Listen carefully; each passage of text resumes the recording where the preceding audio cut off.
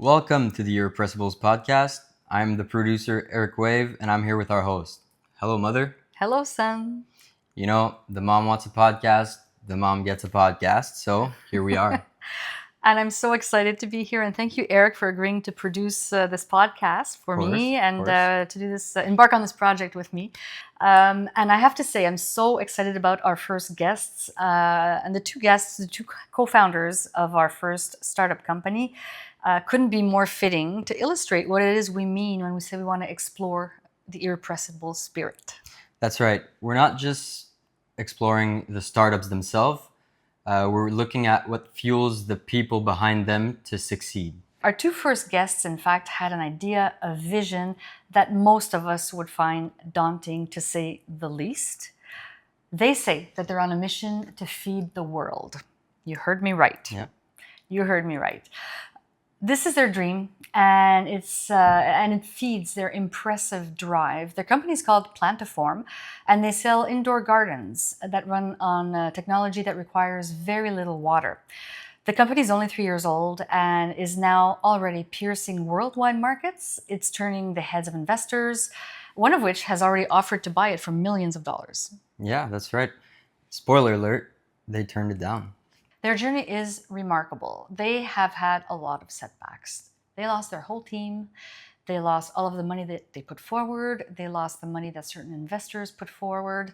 And most puzzling, they at one point had to try to comprehend why their prototypes, the plants that they were trying to grow, were growing upside down. Would you keep going if you had that many setbacks? Yeah, of course. Absolutely. I think No most question. of us would. Of Yeah, course, most of us would. definitely. No doubt about it. And in fact, our two guests absolutely did, and it's really paying off.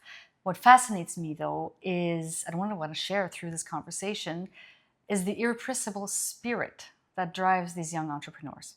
Yeah, that spirit really shines through in your conversation. Absolutely. And I promise you, in fact, you cannot listen in on this conversation and not feel uplifted and taken on a ride on their high frequency positive vibes. You cannot help but smile throughout this conversation. Right. So let's get right to it. Here's the conversation with Plantaform co-founders Alberto Aguilar and Kiwa Lang.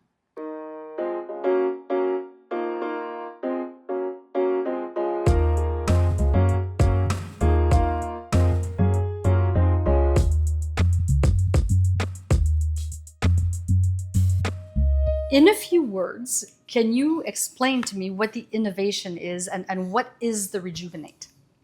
So I think the main innovation around Plantaform revolves around fogponics.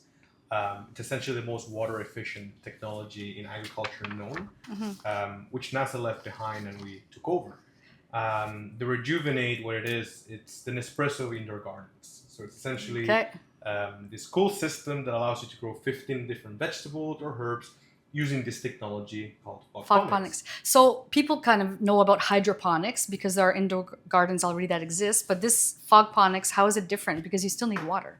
It still uses water, but it uses 50% less water than hydroponics and grows plants 30% faster. So productivity-wise, you get a lot more yields. The fact that it uses less water means less maintenance. So to translate that, you'll only have to refill the water tank once every 3 weeks. And you can have harvests as fast as 4 weeks. Okay, so there's a whole bunch of implications about that, and also I want to know about how this came about. But before, I'll ask you questions that I'm going to ask every guest on this podcast, and I'd like you to tell me what is the top mindset quality, and I'll ask both of you actually. What is the top mindset quality that got you to where you are? You want to go first? You can go, mate. Top mindset quality. Oh, that's. I honestly think it was the passion, like wanting to do something that you actually want to do, right? Like a lot of people don't necessarily have a day-to-day job or even daily activities that they even want to do. Like they kind of wake up in the morning and like, oh, I have to go to work, and like they're like, oh, I can't wait to like not do it or like be off work, right? So but whereas Plantaform and Rejuvenate purely started because it was like a passion thing, like a passion project. And it's like being able to see it from start to reality, the start from to now. It's like it's really satisfying, rewarding, and I think it all came from just the passion at the beginning. It's like, oh, I want to see something. Well, from my eyes as a product designer, it's like I wanted to make something that people would actually use and benefit from. Like designing a chair is nice and all, but like having a product that actually benefits your day-to-day life was something that I was wanting to do. So that came from the passion mindset. Right, because you used to be working in a company that designed furniture. Yeah. That's why you mentioned designing chairs. Yeah, designing chairs, And, street furniture, and just like office sound acoustic stuff. But it's not like rewarding, you know. It's not like it's not something that you thought of and it's like in people's homes. Whereas this is more like it's something that is our creation. So Right. Okay, so passion. And what about you, Alberto? Top mindset quality that you could say, this is what got me here despite all of the obstacles and challenges. I mean, I think it's to add on to passion, which is a must. It's perseverance, right? we love peas. We're just like double peas. Passion and perseverance. What we're doing is it's unheard of, right? Like, yes, you've heard hydroponics. Yes, you've heard people trying to do vertical farms or be able to help people grow food. But nobody's trying to innovate it the way we're doing. And so I wouldn't say it's even 1%. It's way less than 1% of the world that could even have an opportunity like this where they can make a huge impact. So we're not necessarily only driven, and I say only because of course there's a monetary value to be driven by, but it's not by the revenue or the cash that you can generate. The way we measure the success of Plantaform, right, is can we impact millions of lives with our technology, with our innovation, not just with these indoor gardens, but also with our next ambitious projects, which is vertical farming. Right. The one motto that we live for is helping feed the world of the future. Wow. So for us, it's not about, oh, can we make $1 million? That's not a small task. It's not. It's not. And this is what the perseverance is around it, right? Yeah. It's if you want to be able to feed the world of the future, then you must do what 99.9% of the world cannot do. And that is literally what pushes us every single day to push to the limits and have the perseverance to know that what we're doing it's a massive mission. Right. And to do that, well, it's every single day the odds of succeeding are going to be very slim. But when you compound those little successes and those little wins, we will eventually be able to achieve that goal of giving our fair share of contribution to feeding the world of the future.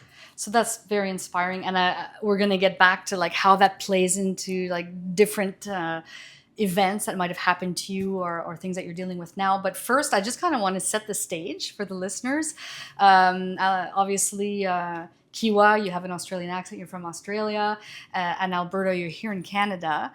And but you guys knew each other before being worlds apart, and now you're back together here in Canada. So can you explain to me a little bit how this idea or how this dream sort of made you guys reconnect, and how it was working in the early days on two completely different continents during COVID, I might add. Eh?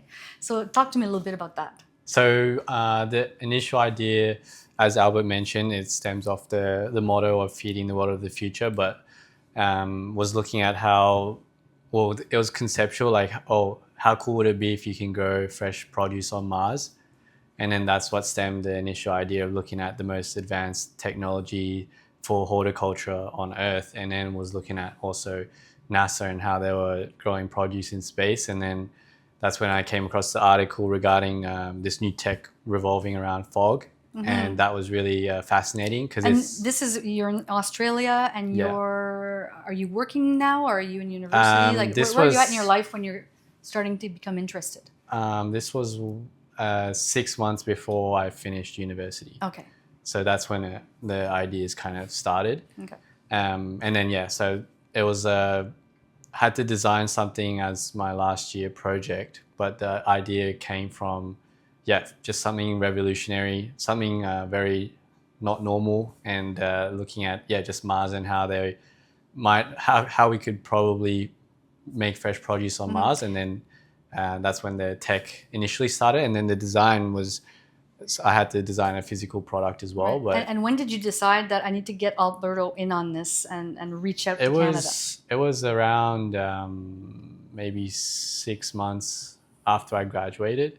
when I was working actually as well. So I was working at the furniture design place, but I reached out to Alberto because I knew he was an entrepreneur, and then he also had some stake in a medicinal, like what was it, biotech company. So it was kind of relevant as well. And then also we were very close in high school, and I knew how he was in high school, and I was like, oh, he has an entrepreneur like background, like even in high school it was the same. So you knew he had it in him. And just to be clear, you were in high school together in Dubai. Yeah. Okay. And Alberto, tell me about that phone call. Yeah, I mean, it was actually a common friend of ours that met with Kiwa in Dubai during one of his vacations, and Kiwa shared with him the idea of, like, you know, what his project was about, and his purpose of calling me was actually to ask if this could grow weed. Yeah. That was the first idea. Yeah, and you know, I thought it was like just around the time I think Canada legalized it, so that's kind of when I was like, oh, this could grow weed. But yeah, October 13th, 2019, 4 a.m. in the morning. 4 a.m. 4 a.m. Yeah. You must have been wondering who's calling me at 4 a.m. And I was excited, not gonna lie. I saw his name and I was like, why does he care about me now? But I picked up, and then we started chatting. We caught up, and he was telling me like how he met our friend Ishmael in Dubai, and I was like, yeah, I heard that you had a biotech company where you were dealing with cannabis. And I'm wondering if, like, this is a project I've been working on for, like, since university, and I was wondering if you knew how to turn this into a reality for cannabis. And I was like, I don't know, like, maybe let's figure it out. Let's do some research and try to find out. But then as we were talking, he sends me a photo, and then I was so tired, and my eyes like open up as soon as I get it on my WhatsApp message, like, holy crap, like this thing's sick. It looks so futuristic. And just to give a quick background, it did not look like this at all. Like, it was a very futuristic conceptual design, which Kiwa actually made into a reality. But it never really worked, right? Okay. It was still a prototype. Prototype. To give a background as well, why he asked me about the biotech, I had a company that lasted 8 months only called Denova Technologies, where we did bacterial mutation to grow CBD stem cells inside of wheat. So the same way you grow grains, but to extract CBD out of it. So that's why Kiwa reached out asking me because of that background that I had. Okay. And then, I thought it was very cool. We didn't decide to go all in. We just said, like, okay, let's do some research. Let's study the market. Let's see if this is feasible. And so we decided to work on this on our spare time. We would call once a week. We'd do some follow-ups. And then it just became... do testing and, It became more and more exciting as it went. And then we're like, okay, well, I think there's a bigger challenge ahead of us, which is we're trying to build a product and manufacture a product. And that's when... the first step was like, can we grow plants? Can we grow plants? Is it even possible? Indoors. Yeah, with minimal fog. water. Yeah, exactly. And like fog, that was the first thing. We're like, oh, does it even work? What was the first plant you tried to grow? Lettuce. Yeah. Lettuce. Yeah. Some lettuce. It didn't grow, I think. It just sprouted and it died. Yeah. Well, there was so many tests and it never worked. But the first time it actually grew pretty big was like the coolest moment. So just to give listeners an idea, between the moment where you started trying to grow the lettuce back in 2019, 2020, and today, can you just list off some of the things that we can grow with your technology? Yeah. We have over in terms of in our pod packs that we give or like that we sell, we have over like 55 varieties of different plants, like multiple herbs, tomatoes, a bunch of lettuces, leafy greens like rainbow Swiss chard, spinach, kale, bok choy, basil, mint, thyme, dill. You don't have to go through 50. Yeah. Well, pretty much everything besides like something for everyone, basically. Yeah. Just like no root vegetables as of now, like no potatoes and stuff. Right. But that would be cool. Yeah, but you do have like small tomatoes now and little peppers and you not just leafy. Exactly. Yeah, fruiting stuff. Okay. And, all right, so let's go back. So back to let's try and grow lettuce. So you guys are talking, and at one point you start deciding to physically build this indoor garden. I was going to say cocoon. It's got sort of the shape of an egg. It's very beautiful. It's got lights inside, and you can see the plants. But there was a lot of prototypes and a lot of trial and error. Alberto, tell me a little bit about those days in your apartment and. It was painful. We actually started. The Alberto sweatshop. Yeah, it was my sweatshop. Well, I went to Indonesia. Remember, that's when we started learning about manufacturing. So I spent a month in Jakarta in February of 2020. In what kind of In an manufacture? injection molding facility. Okay. Yeah. So it was in the outskirts of Jakarta. And you went there specifically for that reason? Yeah. To try and find out the most efficient way of building this. Of manufacturing, what are the processes to see if Kiwa's design was feasible. Yeah. Okay. And the guy that we met actually is a Dutch man called, what's his name, Hans? No, what's his name again? Something Van. No, I don't know. It was Van something. Anyway, this Dutch guy who like became an expat in Indonesia, and he decided to acquire this manufacturing business. And I reached out through LinkedIn, and he allowed me to work at the factory and learn a little bit from him and learn how the machines were working. Right, because I was going to ask you why Jakarta. So it's through a LinkedIn contact? Yeah. Okay. So it's a random guy that just decided to like. And he happened to be in Jakarta, and you're like, no problem. Yeah, because I'm from Indonesia, so I was like, Right. I'll take advantage and go enjoy some days in Bali. Okay. Some bintangs. That's a nice place to, if you're going to choose a place to do it, Bali's definitely. Yeah. So, went there, learned about manufacturing, injection molding, blow molding, the assembly process, exporting to Canada. And so we decided that, it's feasible. Okay. So came back from the trip, and then COVID hit. And the startup I had at that time called Relomigo, we got hit very badly because of COVID. Mm-hmm. And so me and my two other co-founders, we decided to part ways, and I let them run the business and continue with the business, and I sold my equity. Okay. And I remember calling Kiwa and being like, hey, I finally sold my part of the company. Let's do this full time now. And that same day we went on Facebook Marketplace, and the first step was like, let's start prototyping. So I found a 3D printer, which I still have photos. I bought it at 12 at midnight, and got it home, called Kiwa because it was daytime for him, it was morning. So Kiwa was still in Australia at this Kiwa was point. still in Australia. Okay. And then we got their 3D printer running at like 3 a.m. So you got the printer running together? Yeah, over video. Yeah. Over video? Yeah. Wow. And Over then vehicle. And then you sent me some files that you had, and then we started 3D printing. It took like a month and a half to print one full prototype. yeah, because for context, like it's big. Mm-hmm. The unit's big. It's a big so unit, yes, for sure. prototyping, we had the printer bed is not big, and printing takes a long time. So we had to print like even this section in 4 parts. So it's like, Okay. and then one part may take 20 something hours. So you times that by 16, and then you got to, once that's done, you got to put a new one on. Even if it screws up at like the 18-hour mark, you got to redo it. So it's Right. like, oh man, printing is a nightmare. So from what I gather, I don't know much about 3D printing, but from what I gather, a lot of trial and errors, a lot of frustration probably. Yeah. Were there any moments where you're like, this is insane, it's not doable? Yeah, at the end of the summer, we actually assembled the first team. These were university kids specializing in the different aspects that we needed, including like the R&D side, a little bit of the marketing side to do some market analysis. And I remember like we raised some money to friends and family, like $40,000. Yeah. That all went into prototyping. Okay. And then at the end of the summer, nothing worked. Yeah. No plans actually grew. The team was fed up, and they ended up slowly quitting. And the ones that wanted to remain, we told them like, look, like I'm not sure if this is actually going to work out.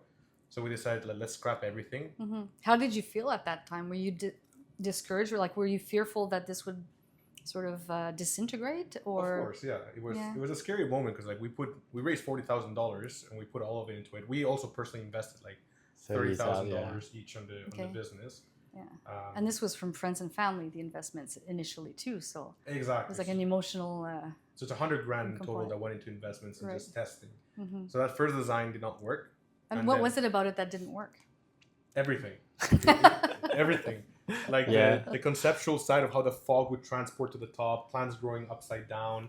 It's impossible for plants to germinate upside down. It's impossible for fog to transport all the way up without airflow. Everything was just... in context, it didn't look like this. Mm-hmm. Like it was, we've just reiterated it like so many times, but the initial idea had like this weird rack and pinion system in the middle where it was like plants would grow upside down and upwards. Right. So but now it doesn't do that. But right. and then So a lot of learning by trial and error. Exactly. Yeah. And Okay. this was also COVID, right? So everything was starting to shut down. Right. We were getting on video calls with professors at the University of Guelph, the NRC. We talked with some professors. NRC being the National Research Council of Canada. Exactly. How did you get them hooked or interested in this? I met a guy called Evan Steek who used to be a director actually at the NRC. So I Okay. reached out to him about the Okay. idea, and he really liked it and decided to join us in our board of advisors. So he gave us other contacts at universities. Okay. We talked to we saw a guy posting on Instagram once talking about phonics, who was based in the Netherlands, and we reached out to him on Instagram and booked a meeting and learned more about it, and that's how we started pivoting. So by September of 2020, we had no team. We had $20,000 left in the account, and we had a design that did not work. So we Right. decided, let's go start over again.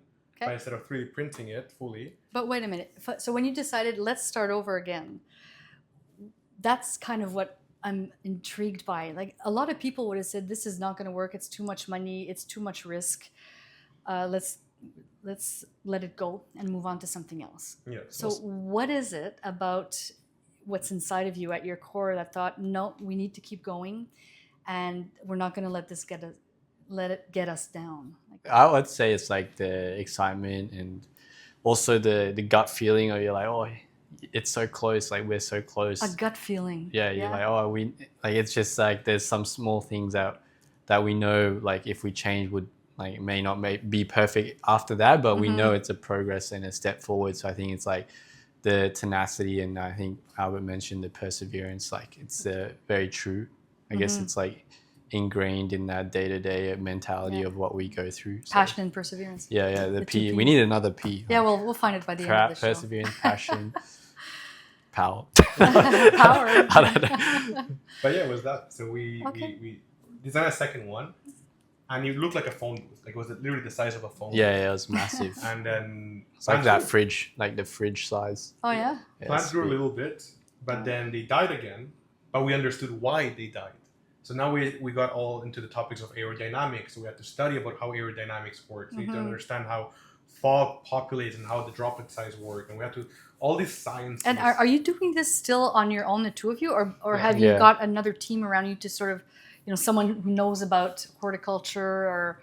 No, you're basically self-taught about yeah. everything that you're talking looking about. up articles, calling and calling, talking to professors. YouTube, Okay. trial and error. Lots of YouTube. Yeah. Yeah, lots of YouTube. Even building like a PCB board, like an electrical system. Right. We learned on YouTube. Yeah. Oh my gosh.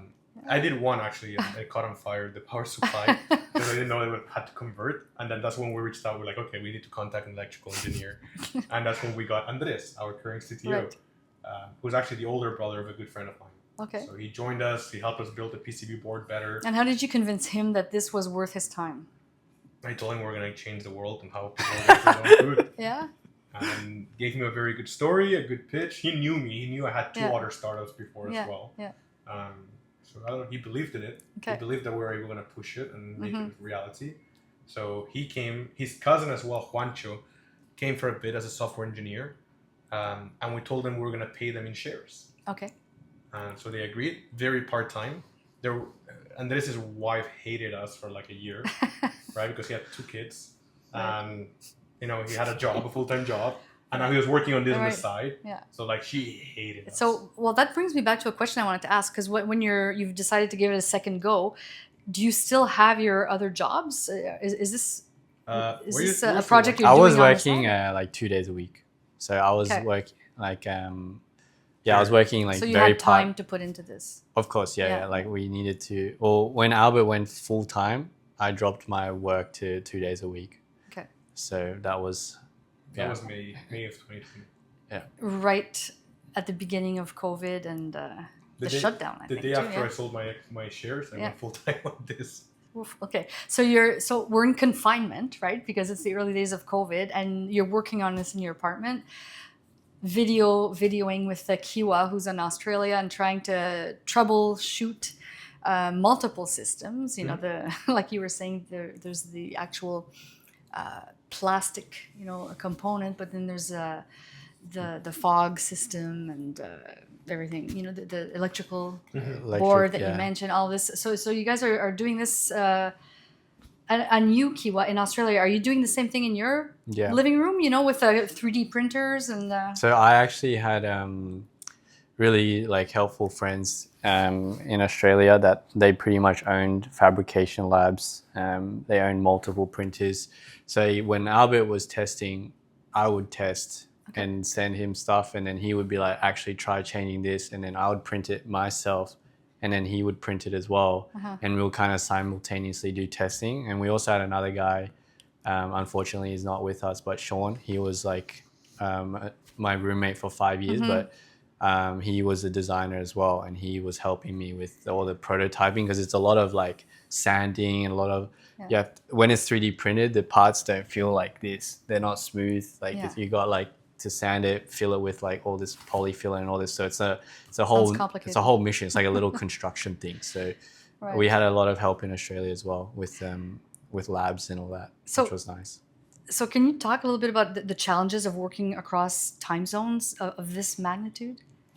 It's mainly the communication is difficult, like because obviously it's like very polar opposite. So once Albert's waking up, I would be probably going to sleep unless we stay up like till absurd times, right? So that would be the hardest part, because different time zones and morning, day, like you only get to really kind of converse for like the couple hours unless you stay up. It's like a short window there where you can actually get together and talk about the only like good thing I would say is that it was kind of like you're working on a 24-hour clock, because like you have someone would be like, I would be in the day, and then it would be his sleep time, and then I'll be like, actually Albert, when you wake up, print this, and then that's a great point. So, but that was there was always someone working on it somewhere. Yeah, exactly. That was kind of like the only good thing I would say.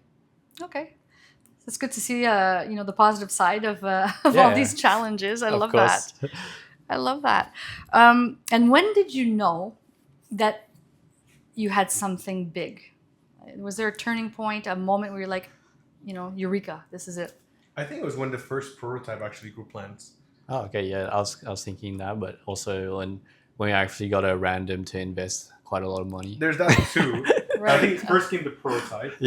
Grew all the vegetables. It was not perfect, but it grew vegetables. Then we're like, okay, now we're onto something. Yeah.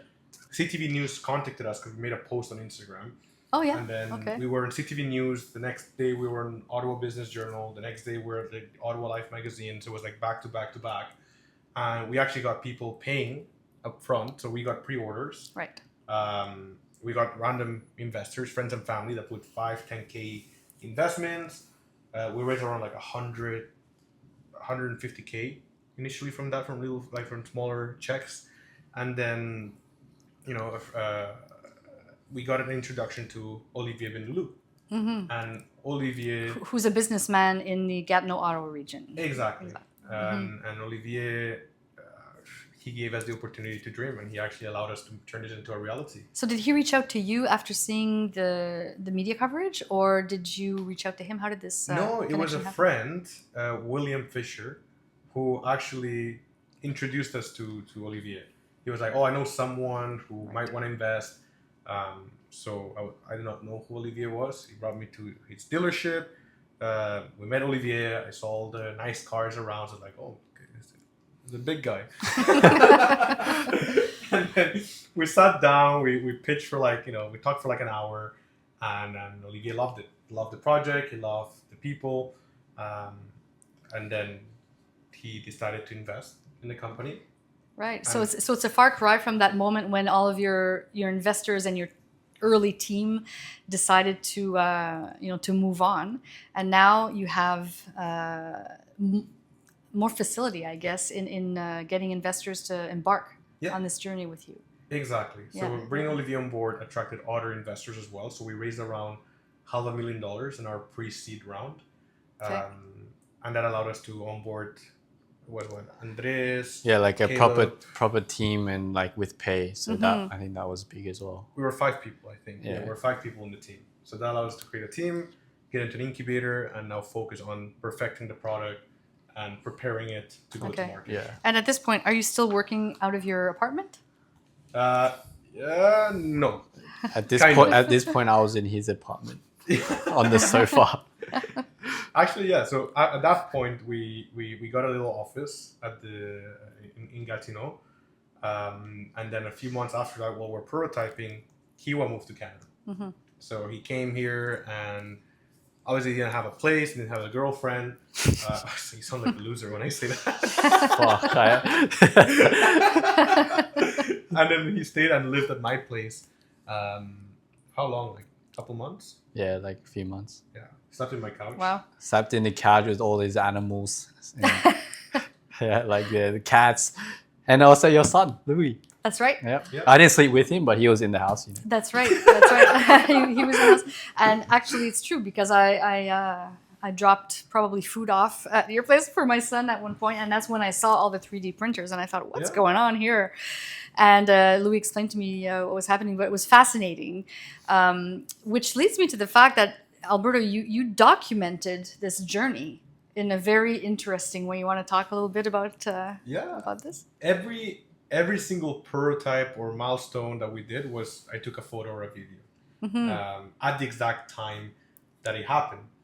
Lots of it was also because I was sending Kiwa images or photos that like for him to know what was the feedback. Right. Yeah. But that ended up becoming that, like a journey that we would keep track on, and little wins. We'd take a photo of the product, take a Right. photo of the plants, take a photo of like sanding devices at 4 a.m. in the morning in the middle of winter Right. in like someone's garage.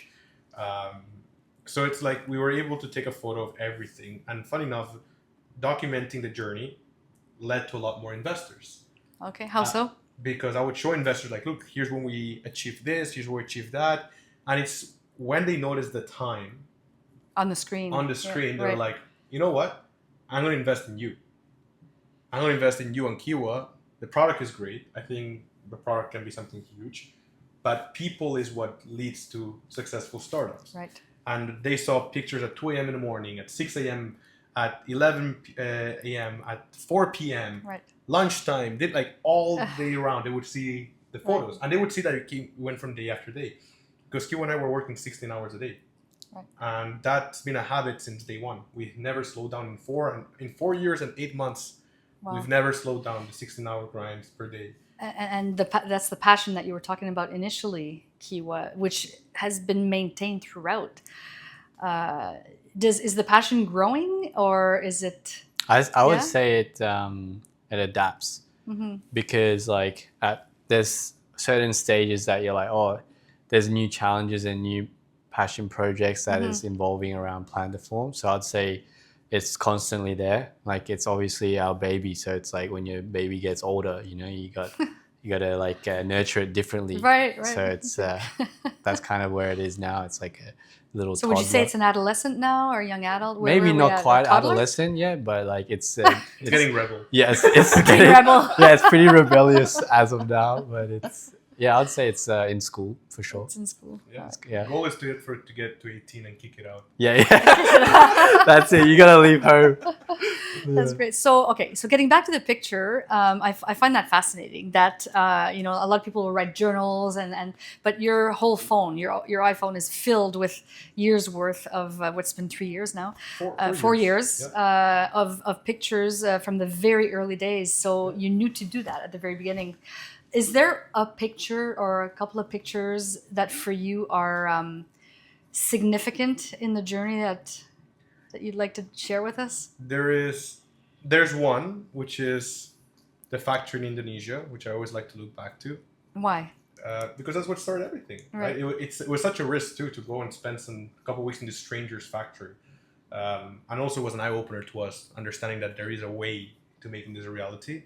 The second one, I'd say the picture I told you, the sanding devices at 4 a.m., like at 4 a.m. Yeah, in the morning. sanding is the worst. In the middle of winter was so painful, but we took a selfie. There was the part where the first plants grew. Yeah, that one I love the most. There's a photo actually of like us removing a pod of the device and all the smoke coming out, and the roots look so puffy. Yeah. And that's the thing, right? The puffy roots is a sign of healthy plants. It's And it's the only Fogponics can show that. That's all the research, all the papers we've read about. Because remember, there was not that it was not really a proven technology yet. Yeah. Right. But all the documents and paperwork that there was showed puffy roots with micro hairs, Yeah. and that picture captured that. Oh, Yeah, we're that like- was the best pick, I think, Yeah. because it was like That's still a hypothesis, like whereas hydroponics the roots are long and stuff, but these roots you could tell they weren't growing like normally, and They they were were- like puffy and like hairy, and like it was really different. And I think that photo was my favorite. and so they were happy roots. It was a good sign. Happy roots and- make happy. Happy roots, Happy inventors, make happy and, Sanders. happy investors. And so, would you guys be willing to share those pictures on our Yeah, of website course. so listeners can go have a look at the what it was like in the early days, and we'll Yes, of course. also take advantage of this moment just to tell the listeners that if you want to go look at the video recording, you'll be able to see the Plantaform sitting here right next to us with beautiful kale and bok choy, and what else do we have in You there? got spinach, Yeah, spinach, like arugula, Swiss chard. Swiss chard, Yeah. yeah. And it's at the point now where it's ready for harvesting, so you actually harvest it and it keeps growing. Actually, this is And, the third time we harvest. from third this time, one. Yeah, yes. this So one's- once you harvest with this, you can it goes on for a certain time. Exactly. Yeah, So that's it's more great. sustainable. Yeah, Very you can sustainable. keep eating every week, kind of with herbs as well. Uh-huh, So uh-huh. Well, and in fact, I think Alberto, I remember you telling me a story about someone who was building a bunker in case of doomsday and heard about Yeah. your product and reached out to you. Yeah, we talked to. It's funny because That's, it was also that's a whole market, that could be. It was actually also through Olivier. They were talking to someone, but they were like, "Oh yeah, this would be very interesting to have it in my bunker for like the day that we have an apocalypse, to have 2 rejuvenates and have 100 pot packs so we can eat fresh produce." Mhm. We actually haven't pursued that yet, yeah, but I mean, it was a very interesting sign of like, oh, actually, yeah, it's we have a doomsday video, remember? oh, that video is cool. We should try show you someday. What is this? It's like a tell me about it. dystopian future video, but like with Plantaform in it. Like- That you made? no, No, actually, someone random. some random person Okay, made it a for us. customer.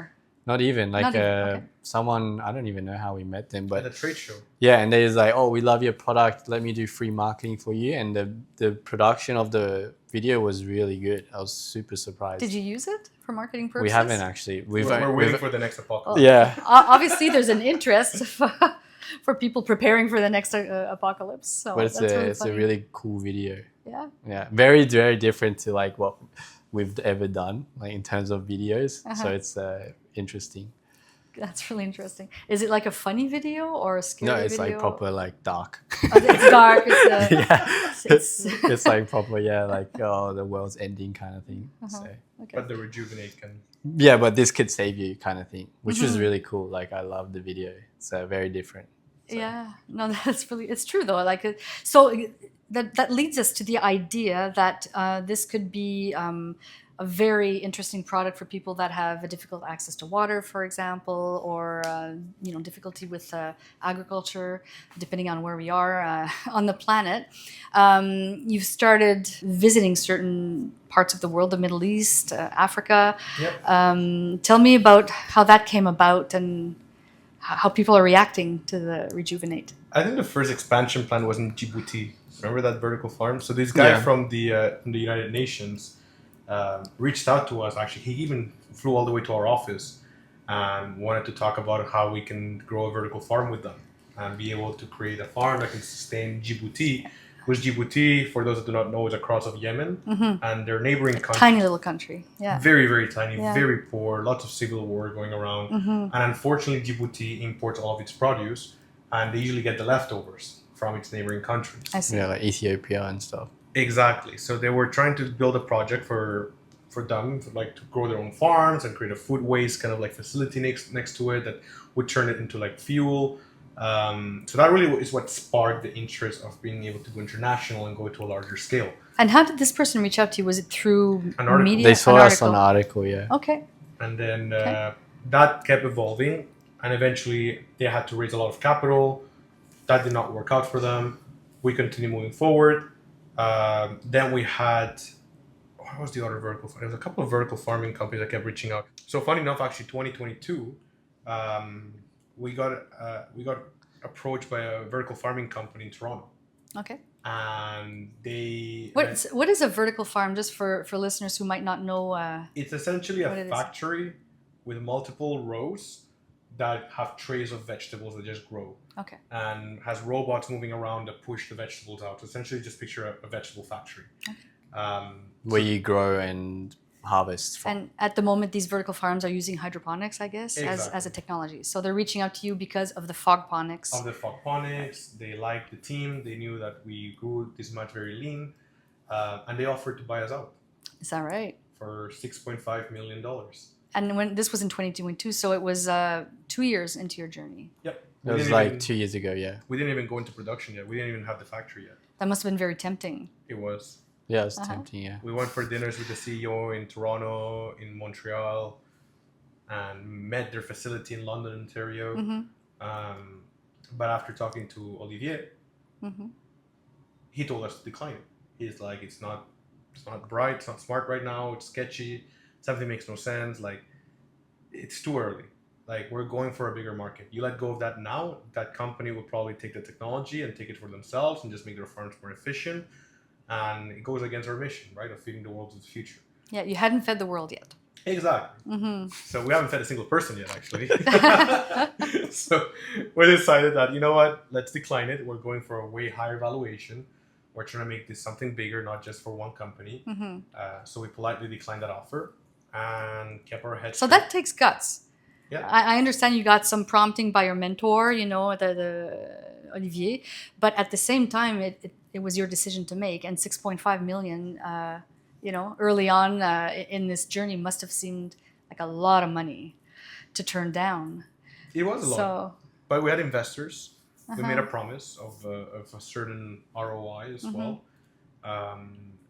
And we want to impact, you know, millions of homes. So we said, let's move on. It was also very early. Like, I think we didn't even go to production yet. So exactly, we wanted to actually like do it, you know, ourselves. Like get the product out there, do it, and see it from our own perspective. Like, not just kind of hand it off before we even start, you know. So yeah, I can see that because, like you say, there was so much passion behind it and a lot of sacrifices too, and to let go of it. exactly. Before you had brought it to its 18-year birthday, I guess. yeah, exactly. So legally able to drink. Okay, so that's really cool. So you got very interested investors starting to look. Little country in Africa, but it's more than that. You've tell me a little bit about the Middle East and other potentially interested markets. So UAE, it's where obviously Kiwa and I went to high school together. We've been talking to home developers, incubators, even government officials. The Consulate General of Canada gave us introductions to a few potential partners. And right now we're actually talking to one of the largest home developers in the UAE, whose main objective is to add the rejuvenate in every single brand new home that they're going to be making. Wow. So there's a project of 900 units that they want to create. So it would come with the new house. Exactly. Yeah, like it would be one of the appliances. Yeah, exactly. Yeah. Wow. And the reason behind that is because in the UAE you cannot grow anything outdoors. It's impossible to have a garden. Right. So having an indoor garden. Opposite of here, where it's too cold here, it's too hot there. So yeah. So that would help them make some sales and at the same time feed people, add value to their properties. And the need of growing organic food in the UAE is a lot larger than it is in Canada. The UAE imports are 95-98% of its produce.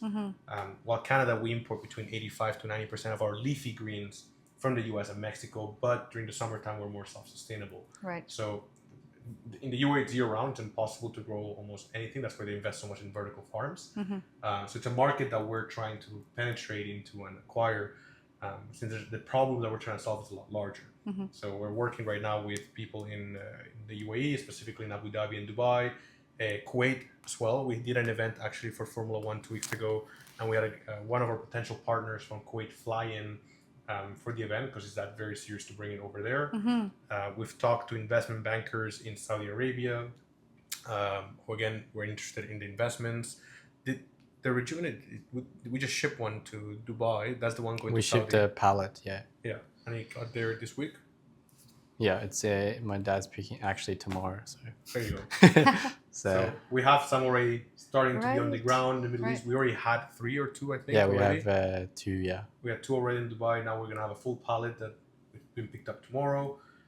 So our first seeds are being planted right now in the Middle East, and in Miami as well. So our expansion doesn't just go to the Middle East, but also goes to in the US. Right. So we're registering now another Plantaform entity in Miami because we're getting also partners there, finding certain distribution channels. So we're really now trying to focus how to export the product outside of Canada. Right, right. And so just for the listeners too, so you've got investors and exports are starting to happen, but we haven't talked about your team. So you mentioned Andreas, but there's also, you have a whole team that's working for you now and full time. So tell me a little bit about that. Like, how do you keep the team motivated? Because even though all this is going on, we're still not at the point where you're able to necessarily pay salaries, if I'm not mistaken. Still shareholders that are part of your team? Everyone's on a payroll, luckily, except Kiwa and I, of course. The main founders, we last. And it's also a promise that we made to our investors. Right. Like we don't want to take a salary until the company is like fully profitable. But we have Andres as our CTO.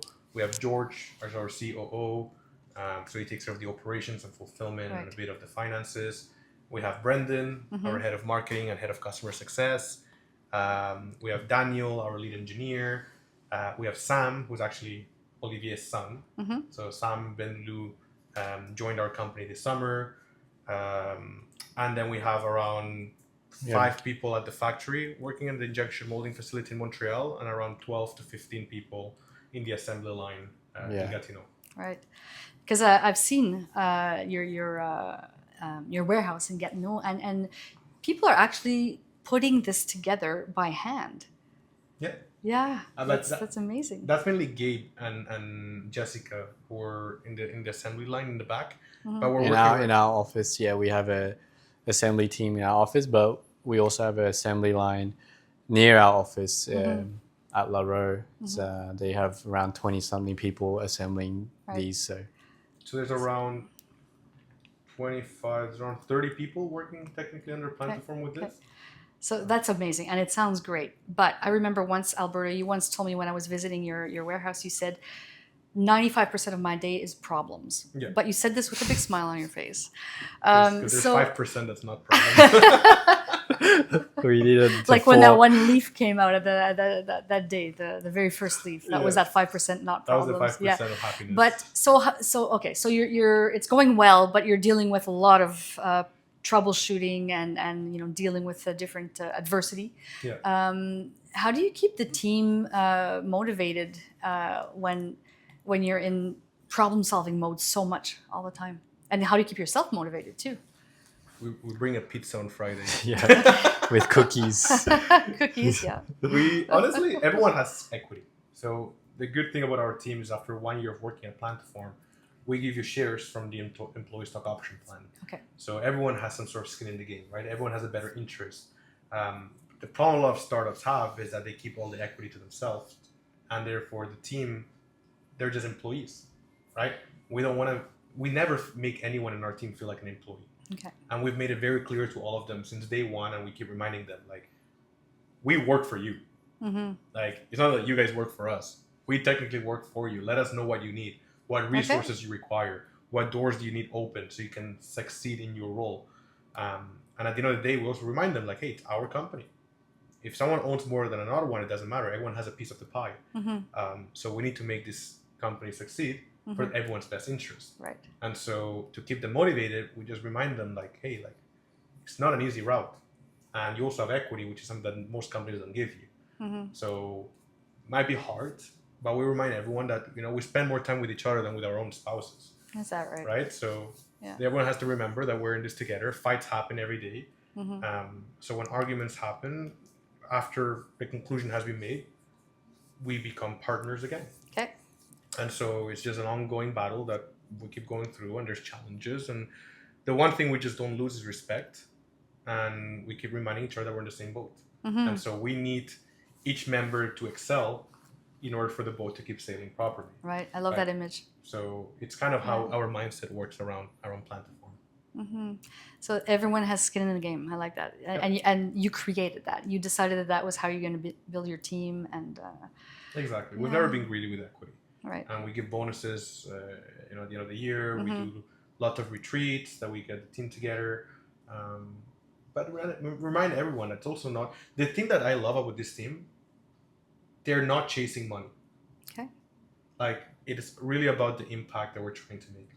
And there is, of course, money is nice and everyone gets paid and the equity when we sell the company is going to be a fantastic bonus for everyone. But everyone knows that they're doing something they go home proud of what they did today. Right. They don't leave the job thinking, oh, I just exchanged 10 hours of my time for making all of this money. No, they left. They allocated 10 hours of their time that day on building something that's going to help feed the world. Right. And that's really the passion that everyone has. Again, to what Kiwa said, everyone has some sort of passion on sustainability, on leaving or making an impact in the world. And this as kids, he always tells us, well, I just want to create a better future for my kids as well. Right. And Brandon, the same thing. Brandon's so incredibly passionate actually about this startup. He loved the company. He breathed for the company. Like in the weekends, he responds. He's coming with us to trade shows. He's dealing with the frustration. And there's days that every member is being close to crying, and they are like, you know what, it's okay. Like we're doing something that most people couldn't even have the privilege of working on. Right. And so it's the persistence and the passion. I love how you see it as a privilege. That's Absolutely. a really great way to see it. Well, It's yeah, a lot you of wouldn't- challenges, but it's also a privilege. Yeah, like you wouldn't get this kind of opportunity if you're working in a corporate structure. Like it's like the thing about the team is that no matter we always push everyone to like voice their opinions no matter what it is. Like please, like because it's not like 100 people, 200 people where it's like you have a boss on a boss on a boss, and then like you say something and it's like, oh, I have to ask this person. They're like, I have to ask this person. No, it's more like we want to hear everyone's thoughts, and then we want to work like as a group, as a team. Like that's the main thing like that I think is very, very different to just a regular 9 to 5 because it's not like everyone, as Albert said, like on the weekends we go trade shows all together or like few members, whatever it is. And then everyone's constantly thinking about it and working on Plantaform. So it's like, it's not really a job. It's more of like a way of life, I would say. Right. Yeah. Right. And so the ultimate mission, feed the world, how many have you sold so far? Since last summer, which was the first delivery, we have over 500 units right now in the market. Yeah, around 550 now. And we're expecting that by the end of the year, we'll be around 1,500. So 1,500, we got some big deals coming up, lots of distribution channels. We actually just got into the Ottawa Carleton District School Board. Oh, So right now we're entering schools. That's very interesting. Yeah. So in classrooms themselves, or Yeah, like for the teachers' lounge? Is it? For classrooms. Yeah. So now we're going to be able to actually impact the educational system as well. Exactly. Starting with Ottawa. Children will be able to see. Yeah. Well, children plant have been growing. using it already, like in a couple schools, and we've seen many photos the past few months of them like harvesting and using it and eating it. Like it's cute. So- Yeah, definitely cute. That's one of them. Rona and Reno Depot, we just got there online. Okay. We're selling a lot through other retailers. Right now, we're in the final stages of negotiations with Costco. So there's lots of We're on things that- Amazon. We're on Amazon, which we sold out actually in less than a month. So now the traction's starting to pick up. But that must create some stress too, because with all this interest, you need to produce. Of course. Yeah, that's why I think he said 95% problems. Exactly, there's a 95%. Because every problem, good so- there's a problem, you know. Yeah. So how do you deal with that? Because now it's like it seems to be going to overdrive, Yeah. and your team probably feels that. Honestly, I don't know.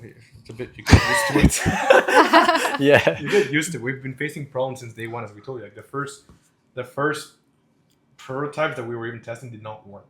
That means it was 95% problems already. Right. We've been living with 95% problems. We've never been comfortable. We've never had that commodity. So we are used to it that to grow, you have to be very uncomfortable. To be honest, I would find it weird if one day it's like Everything's good. everything's perfect. You're like, what the hell? Like it would feel so strange. Let's break something. I'd be like, yeah, it would feel so weird. So Like if there's nothing to worry about, you'll be like, oh, it's So there's something about problem solving that's part of the passion too. yeah. Being an It's entrepreneur the way is you- problem solving. Yeah, Right? yeah. If you're not solving problems, you're not progressing. And so it's new challenges that we want to face. It's new. There's always something to maybe not problem is a wrong word. Maybe like challenges. Challenge. It's not always like a problem, you know. Yes, it is. Because then it's like It's always a problem. Yeah, I feel like You want to grow? We have a problem. We don't have this. I would say there's like issues or challenges, some kind of like it's not hiccups maybe. Problem sounds too harsh. Yeah, problem sounds hard because Yeah, like, but the word problem also implies that there's a solution, which is what you're after. yeah. But once there's a solution, then there's another problem. another With challenge. with every solution comes another challenge. Yeah, exactly. Mm-hmm. And do the challenges or problems get bigger with time, or I would say so. Yeah. so the stakes are higher in that sense, or it's just bigger in the sense that it requires a lot of minds to solve? It depends. I would say like because like growing plants with a plant growing product is a pretty big problem, but that was solved. So I think it's a different problem, like different challenges or issues or problems, whatever comes up. I would say it's if it's on a larger, because like as the company grows, the problems get more like harsh, maybe. Well, also need to remember that like it's also a race, right? It's about a race to being the best option and to keep innovating, right? If you're comfortable or there's no problems anymore, or there's nothing to solve, then you stop innovating as well. That's a good So point. we're always trying to keep above like market trends. We're always trying to find ways of how to improve the product. We're always trying to find new opportunities to expand.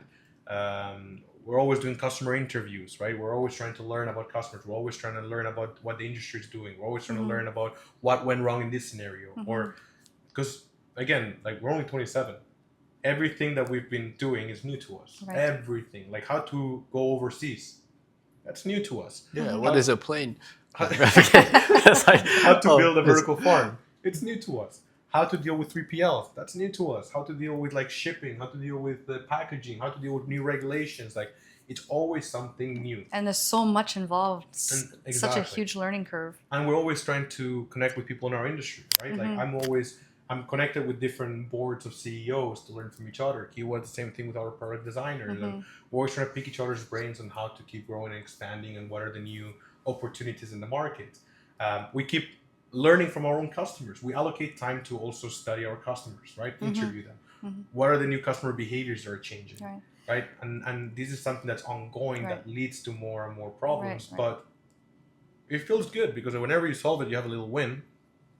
It makes the entire thing worth it. And you're like, okay, we're advancing. We're advancing the way we want to. Yeah. And I think customer service is something that's very important to you. Like among everything that you just mentioned, and I'm saying it because all we have to do is look on your website or the Facebook group, and people's responses are very favorable to the way you deal with solving their own problems that they sometimes have at home with the Rejuvenate. So absolutely. Yeah, it's actually the proudest thing that we have because like most of the devices in the first batch had problems. Second batch, less had problems. There were still problems. Third, fourth, fifth, they all had problems, right? So it's very easy for a customer to be like, "Oh, this product is garbage," or "Oh, this is a scam." But we've never had a negative review. Right. Not once. Not a single negative review. Not a single negative review. That's astounding. Right? And it's because people, what they do is they complain to us. We respond within a couple of hours. And the next day, or we figure out a solution, like, or like how to fix it, or whatever the or we're at their house. Yeah, or issues. because listeners probably don't know, but the Rejuvenate comes with an app, and that you have access to the machine's behavior, if you will, from your office. Exactly. So when a customer has a problem, you're able to sort of diagnose it from where you are and help the customer from a distance. Yeah. But like you say, Alberto, you also go into people's houses and help out with whatever it is that's needed. Yeah. We have people all the way in like Saint Julie or like Oka, Toronto, and like we send our engineers all the way to their house, and we give them an extra pod pack to like say thank you for their patience. And in 24 hours, they go from a bad experience to like, wow, this is worth the money, and these people actually care about me, and these people actually want to build something great. And these people who were angry at first, now not only do they have a device that actually works like the way it's supposed to, they brag about how good the customer service is because we're not going to lead them by their side. And if they're not happy, we tell them many times, we'll refund you. And we've done like 3 refunds maybe up to date, which is not that much, but we told people like, hey, please, like, you're not happy, you're not satisfied, we understand the experience was bad, no questions asked, we refund you, and for your time, we and they're always sending us long paragraphs saying like, wow, this is incredible. Like nobody's ever treated me like that in any other company. Right. So it's the prideness that we have is how we care about. That's our definitely something customers. very precious because, like you say, it's not commonplace Yeah. to get that kind of customer service. We prefer to lose money on a customer, knowing that they're walking out happy, and that we're not scamming them, and that we're not making them feel like they lost their money. Like even if it's something that they thought it was something else, no questions asked. We'll take it back. So now that there's all these projects on the horizon and a lot of expansion on the horizon for both of you, what is the biggest challenge you're facing right now? Manufacturing, number one. Yeah, manufacturing. How capital intensive expansions is, because obviously we need to pay inventory ahead. So we're talking about hundreds and thousands of dollars Yeah, to pay up front cash flow. to have inventory. We need to reduce the cost of the product because right now we're not making much margins, right? Making in Canada is expensive, so we're looking at other options of how to create a second facility in Mexico, for example, to reduce like costs over there. So I'd say that manufacturing, scaling our sales distributions, and being able to actually even find new members. We're always trying to find more talented members in the market who can bring this to the next stage. Right. When you say members, you mean team members? Team members. Right. So those are the three main things: team, scalability due to cash flow, and then manufacturing for scalability and to reduce the cost. Okay. So a lot of work coming up. Okay. So to finish up, I'd like to kind of ask you about, I know it's, you can't say too much about it, but you guys were on Dragon's Den recently, which just in itself speaks to all the work that you've done with Plantaform. Tell me a little bit about how that was, when you found out that you were going to go, like, was this a big... We were thrilled. Yeah, we got it was super big news. We got a call. Well, I got a call at like, it was super early in the morning. We were at the office already, and it was one of the producers told me like, "Hey Alberto, it's Kylie here. Like, just want to let you know that like we selected Plantaform to come and be at the show, and we're gonna film in this day in Toronto, blah blah blah." And I was so excited. I thought at first that it was Prank call. a prank call actually because they had no caller ID. I'm like, it was just me pretending to be a Dragon's Den. I thought it was a prank call. but anyway, because it says no caller ID, and I get like trillions of calls a day, Right. so I was like, answer it, whatever. And then she's telling me all this stuff, and my eyes open up. I'm like, oh, okay, well, thank you so much. I look forward to your email, blah, blah, blah. And I hung the phone and I started yelling across the office, like, guys, we made it to Dragon's Den. And then Kiwa was like, no way, like, we made it to Dragon's Den. Wow. And then we prepared ahead of time. We did a whole scene of how to be on the show and make it all wow factors and all that stuff. And then we drove to Toronto, literally the day after we came back from our trip in Miami. Yeah. And then the next day we went to Toronto. We spent most of the night practicing, like, you know, what we were going to do at the show and the pitch and everything. And the next day we spent the entire day at the CBC Tower in Dundas. I think it was Dundas Tower.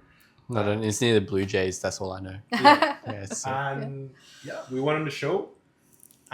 We can say we got the outcome that we wanted. Congrats. That's Thank you. really good news. Can't share much details there, so that will have to be for the next episode. Well, and would you guys be prepared to come back and when we're able to talk about it and tell us a little bit about the experience and where you're going to go from there? Absolutely. Yeah. I think our listeners would really love to hear what the next steps are. But congratulations for Dragon's Den. That's wonderful news, and congrats for making it this far. It's a very cute. I don't know if that's a good word, but it's a very cute product, and it looks great in someone's home. And like you said, if your objective is to feed the world, then how can we go wrong, right? We need that. We need that kind of dream or vision from passionate young people like yourselves. Given everything that's going on in the world today, to sit there and listen to you guys say this is our objective and we're doing it, and we've let everything else go to put 100% of our attention and effort into this project. It's very, it's fantastic. So congrats. Thank you. Appreciate it. Thank you.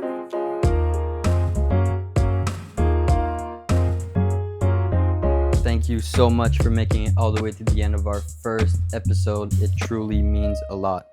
We hope you enjoyed the conversation, and we'd like to remind you, if you're interested in more details about it, you can go to irrepressiblespodcast.com for pictures, videos, and more details about Alberto and Kiwa. If you're at all interested by the Rejuvenate Plantaform's indoor garden, you can go to plantaform.com and use promo code Irrepressibles for $100 off at checkout. If you made it all the way here, I'll have to assume you like what we're trying to get at with this mindset conversation. We already have 2 episodes recorded and in the editing process ready to go. Our next guest, Prestige Home Improvement, is actually the company of 2 co-founders, one of which is Louis, who is the host's son, and my brother, who was mentioned by Kiwa. They started out just 2 guys in a car going to appointments at people's homes, and they're now a company of over 15 employees expanding across provinces in Canada, and they're really on their way to some serious success, not counting the success they've already had. So we invite you to subscribe on YouTube, follow us on whichever platform you use to listen to your podcast, and also follow us on Instagram, which is where we'll be most active with behind the scenes, bloopers, and fun stuff like that. It's irrepressibles.podcast. We hope to see you there.